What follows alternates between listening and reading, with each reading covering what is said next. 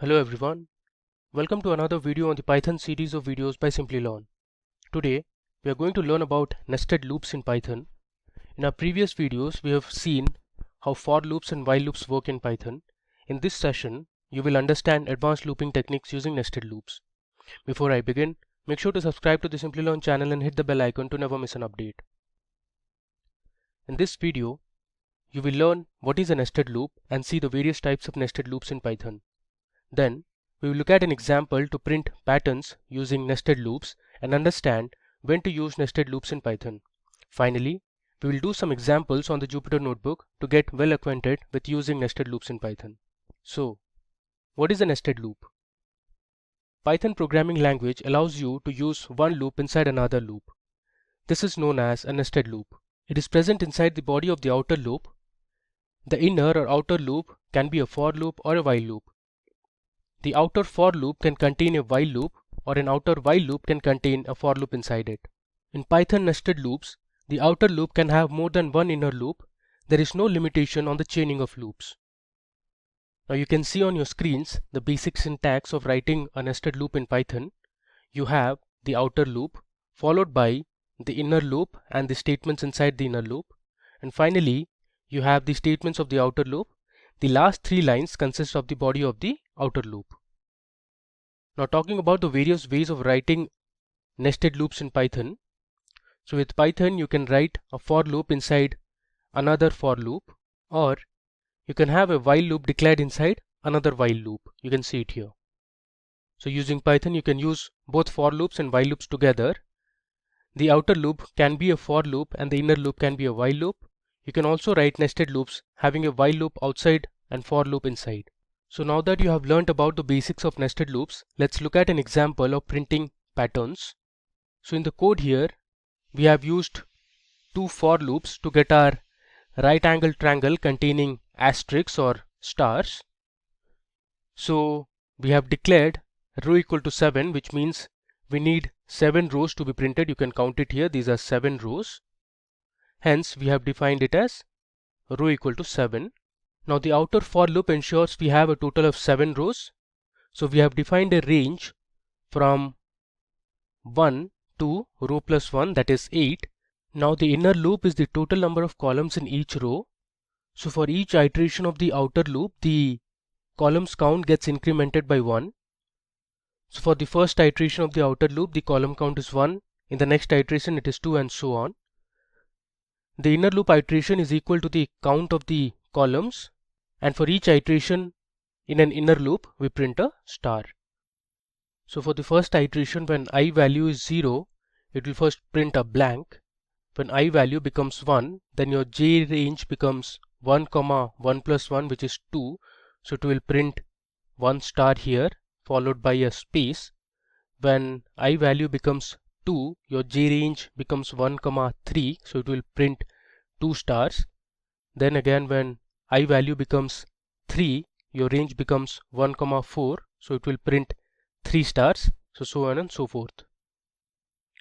Now let's see when you should use a nested loop in Python. So nested loops are mostly used to work with multi-dimensional data structures, such as printing two-dimensional arrays, iterating a list that contains a nested list, etc. You can use Python nested loops to print different star or number patterns as well. Now let's head to our Jupyter Notebook to do some practical hands-on demonstrations to understand nested loops in Python better. Okay, you can see here I am on my Jupyter Notebook. First of all, I'll rename my notebook as nested loops in Python demo. Click on rename. Alright, now let's see our first example. So here we are going to print the items in a list one by one, but each letter in an item should be separated by the @ sign, which is basically the @ symbol that you use in your email IDs. Alright, and for the first demo we'll be using nested for loop. So let's start. I'll create a list which will have the names of the fruits let's say we have mango, I'll give a comma. Let's say I have apple, grapes, and let's say we have banana. Alright, now I'll create my outer loop. So I'll say for fruit. Now this variable can be any valid Python variable. This is basically known as an iterator or an iterator variable. So I'll say for fruit in my list, which is list underscore fruits that I have declared in my first line. I'll give a colon and then declare my inner loop. I'll say for I in my variable or the iterator that I had declared in the previous line, which is fruit. I'll say print I, and then I'll use the end parameter that will have the @ sign, and then I'll print a blank. So this is my first nested loop that I have created. So I want to iterate through all the items present in my list underscore fruits variable, and for each item in the list I want to make sure that each letter in an item should be separated with the @ sign. So let me go ahead and print it so that you can see the result. There you go. So here you can see we have printed the different items that were present in my list, which was list underscore fruits, and for each item the letters in the item have been separated by the @ sign, you can see here. Alright, if you want you can change this symbol to, let's say, star. If I print it, you can see the difference in the result. Now we'll see our second example where we are going to print the values of items in two lists together. So let me create a list called color that will have the different colors such as red, we have green, and let's say blue. And the next list I'm going to create will have three items. The first item is apple, then we have veggies, and then we have shirt. Now to print the values of the items in these two lists together, I'm going to use two for loops again. So I'll say for my iterator variable, let's say x, in my first list, which is color. So I have declared my outer loop, and now I'll say for another iterator variable, let's say y, in my second list items, I'm going to print x comma y, and after that we'll print a space. So first of all, my outer for loop will iterate through the items that are present inside color list, and for each color we are going to iterate through the values that are present inside items list. Now let me go ahead and print it. You can see it here. First we are printing red apple, red veggies, and red shirt. Then we have green apple, green veggies, and green shirt. If I scroll down, you can see blue apple, blue veggies, and blue shirt. Okay. Now coming to our third example, here we are going to print a right angle triangle with 10 rows. We have seen a similar example in the slides where there were 7 rows. Now we are going to print a right angle triangle with 10 rows. I'll give a comment. Let's say print right triangle. Okay. So I'll start my for loop, I'll say for any iterative variable, let's say I, in range. I'll pass my range as 11, so it will go from 0 to 10. Then I'll say for j in range I, so this will take the number of columns. I'll say print within double quotes. I'll give my star because I want to print a star pattern for the triangle, and I'll end with a space. Then I'll say print blank, so there won't be any space between the different rows. Now let's print the result. There you go. So here you can see we have a right angle triangle of 10 rows. You can count the number of rows, and also we have the number of columns as 10. So when I value is 1, your j range also becomes 1, so we'll print 1 star. Then when I value is 2, we are going to print 2 stars. When I value is 3, we are going to print 3 stars, and we are using the end parameter as a space. Okay. Now let's go ahead and print a right angle triangle using a nested while loop. So unlike the for loop, the while loop doesn't have a pre-compiled iterable sequence. The while loop keeps executing the code until the expression evaluates to true. So I'll start with the variable I equal to 11 because I want to print 10 rows that will contain my star pattern. Now I'll declare my first while loop. I'll say while I is greater than 0. So my loop will continue until I is greater than 0. I'll say j equal to 11. Then I'll use my inner while loop. I'll say while j is greater than I will print star, and I'll use my end parameter as space again. Then we are going to decrement j by 1.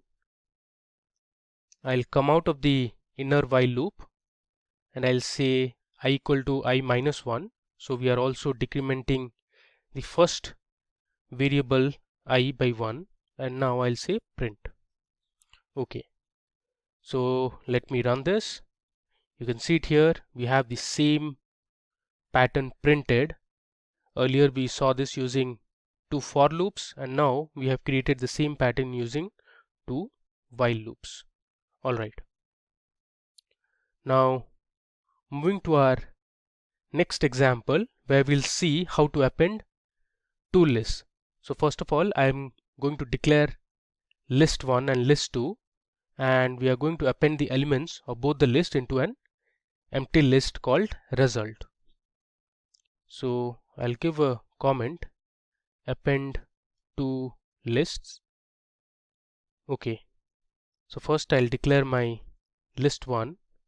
Now these are list of numbers. Let's say I have 10, 25 and 30 as my elements in the first list, and then I'll declare my second list which will have, let's say, 60, 15 and 50. Okay, now I'll declare an empty list called result, and after that I'm going to start my outer for loop.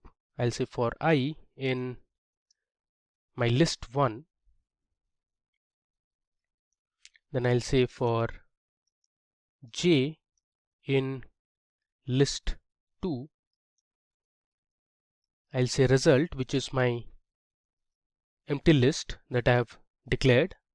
Then I'm going to use the append function that is inbuilt in Python. I'll say I plus j. So this will make sure we'll append the values from both the list into my empty list, which is result. Then I'll say print result. Okay, let's run it. There you go. So what we are doing here is I am adding each element in list 1 with all the elements in list 2. If you see here, 10 plus 60 is 70, then we have 10 plus 15 which is 25, 10 plus 50 is 60. Similarly, 25 plus 60 is 85, 25 plus 15 is 40, then 25 plus 50 is 75, and similarly for 30 plus 60, 30 plus 15 and 30 plus 50. Great. Now moving to our next example, we are going to see how you can multiply the values in two lists. So I'll give a comment saying multiplying two lists. I'll declare my first list, which is list 1 with 2, 4 and let's say 6. Then I'll have my list 2 with the same elements 2, 4 and 6. Start my outer for loop for I in list 1. Then I'll say for j in list 2, I'm going to show you another feature that you can use while implementing nested lists, that is to use continue or break. So I'll say if I equal to j, then I'll continue. After that, we are going to print the value of I followed by the asterisk, then the value of j. I'll give a comma, then within single quotes I'll say equal to, then I'll give the operation I multiplied by j. So this is how you can multiply the elements in two lists. So I've declared my list 1, my list 2, then I'm using two for loops, and whenever my I value is equal to j, we'll skip that step and move on to the next iteration. Let me run it and show you the result. So if you notice here, I haven't multiplied 2 and 2. The reason being I have used this if condition. Whenever I was equal to j, we continued with the next iteration. Similarly, there is no output for 4 multiplied by 4 or 6 multiplied by 6. But for the remaining, we have our result. 2 multiplied by 4 is 8. 2 multiplied by 6 is 12. Similarly, 4 multiplied by 2 is 8. 4 multiplied by 6 is 24. 6 multiplied by 2 is 12. And 6 multiplied by 4 is 24. So continue and break are two statements that you can use inside nested loops in Python. Okay. Now we are going to write another nested loop using a while loop and a for loop to check whether a number is a perfect number or not. So basically in this program we are going to print the perfect numbers between 1 and 100. Now a perfect number is a positive integer that is equal to the sum of its proper divisors. So the smallest perfect number is 6, which is the sum of 1, 2 and 3. So these are the perfect divisors of or proper divisors of 6, 1, 2 and 3. If you add them, the value is 6. Another example is 28. The proper divisors of 28 are 1, then you have 2, 4, 7 and 14. If you add them, the value is 28. So here we will iterate the first 100 numbers using a while loop. So for each iteration of the outer while loop, the inner for loop executes from 1 up to the current outer number to check if the current number is a perfect number or not. Okay, so I'll give a comment saying perfect number.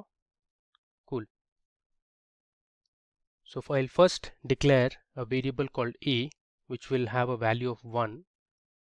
Then I'll say while my a is less than equal to 100, then I'll declare another variable called y underscore sum, which will have the value of 0.